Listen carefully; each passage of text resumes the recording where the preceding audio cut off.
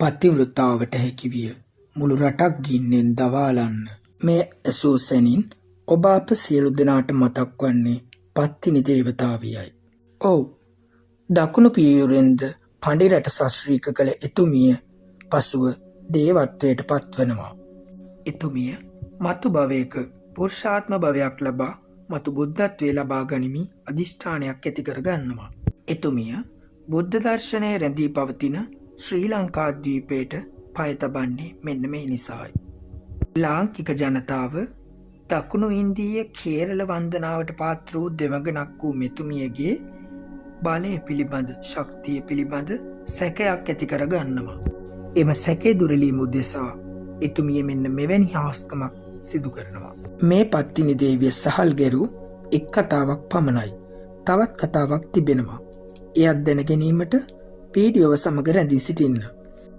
පළඟ සහල් කතාව යනු මේ කතාවයි. ඉතින් මෙරටට වැඩි පත්තිනි දේවිය ජනතාවගේ සැකේ දුරලීම පිණිස විශාල කළුගලක් දෙකට පලා එතුළින් ජල ධාරාවක් නිර්මාණය කරනවා. ඉන්පසු තම දිව්‍ය ශක්තියෙන් නිර්මාණය කළ දියධාරයේ ඉහළ ඉඳගන්නා එතුමිය සහල් මැවීමට පටන් ගන්නවා. එතුමිය සහල් සහ මියගිය කැබලි වූ මත්සයෙකු නිර්මාණය කරනවා. එම දියධාරෙන්ම සහල් ගරමින් මල මත්ස්‍යයාට ජීවය ලබා දෙමින් පත්තිනි දෙවඟන එතුමියගේ තේජවන්ත ප්‍රතාපවත් ශක්තිය ලාංකික ජනයා ඉදිරියේ ප්‍රකට කර සිටිනවා. එතුමියගේ දිව්‍ය ශක්තිය හා පතිව්‍රතාව දුටු ලාංකික ජනයා එතුමියට වන්දනා කිරීමට පටන් ගන්නවා. එතුමිය ලංකාවට වැඩි මාර්ගයේ ඇති දේවාල විහාරස්ථාන මෙම කතාව සඳහා සාක්ෂි දරනවා. එමෙන්ම ඉන්දියාවේ අට්ටුක්කල් නොහොත් කන්නගී දේවිය පත්තිනි දේවියගේ කතා පුවත්වලත් මේ කතාව සඳහන් වෙනවා. පත්තිනි හැල්ලේ කවිවලින්ද මෙය ප්‍රකාශ වනවා. අපි යමු දැන් පත්තිනි දේවිය සහල් ගැරූ අනෙක් කතාවට. කතාව සිදුවන්නේත් මේ ලංකාදීපයේමයි. පත්තිනි දෙවඟනගේ පතිව්‍රතාව පිළිබඳව කිසිදු දිව්‍ය මනුෂ්‍යයෙකුටවත් කිසිදු ප්‍රශ්නයක් තිබුණේ නැහැ. නමුත් ශක්‍ර දෙවියන්ට එක්වර එක පත්තිනි දේවියගේ ශීලය පරීක්ෂා කිරීමට අවශ්‍යතාවයක් ඇති වූවා. සුපුරුදු කතාවල එන ලෙස ශක්‍ර දෙවියන් මහලු වෙසක් මවාගෙන ගොස් පත්තිනි දෙවඟන ඉදිරියේ තමාට කුසගිනි බව ප්‍රකාශ කර සිටියා. කරුණාබර හදවතක් ඇති පත්තිනි මෑණියෝ ඔහුට කිරිබතක් පිළියෙල කර දෙන තෙක් මදක් රැඳී සිටින ලෙස ප්‍රකාශ කර සිටියා. ඉන්පසු සහල් මවා සහල් ගැරීමට එතුමිය පටන් ගත්තා. මේ සාමාන්‍ය සහල් ගැරීමක් නොව මේ දිව්‍ය සහල් ගැරීමක් බව මතක තබා ගන්න.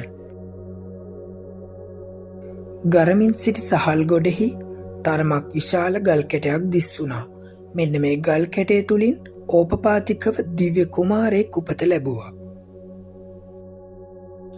මංගරණ විට උපන් කුමාරයා මංගර කුමාරයා ලෙස නම් ලැබුවා. ඇතැම් තැන්වල මොහුව මගර කුමරු ලෙසත් නම් කරනවා. අදටත් ලංකාවේ පැරැන්නෝ ධන ධාන්‍ය ගව මහීෂාදී ආරක්ෂා කර ගැනීම සඳහා මෙම මගර කුමරු වන්දනා කරනවා. මින්පසු පත්තිනි මාතාව මංගර කුමරු අතෙහි දරාගෙන මෙම මහලු පුද්ගලයාට කිරිබතක් පිළියෙල කරනවා. මෙහාස් කම්දුටු ජනයා මේ වන විටත් භක්තියෙන් ඇලලී ගොස් තිබුණා. පත්තිනි දේවතාවියගේ ශීලය පිළිබඳව පැහැදුණු ශක්‍ර දිව්‍ය රාජයා එතුමිය පිළියෙල කර දුන් ඇල්හාල් කිරිබත ඉතා සතුටින් හා භක්තියෙන් බාරගනු ලැබුවා.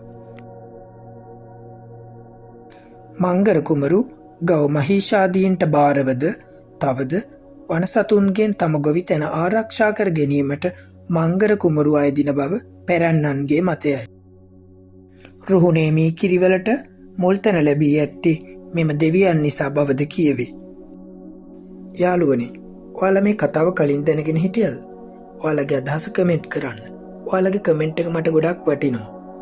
තවත් මෙවැනි කතාවකින් හමු වෙමු. ඔබට පත්තිනි දෙවියන්ගේ පිහිටයි.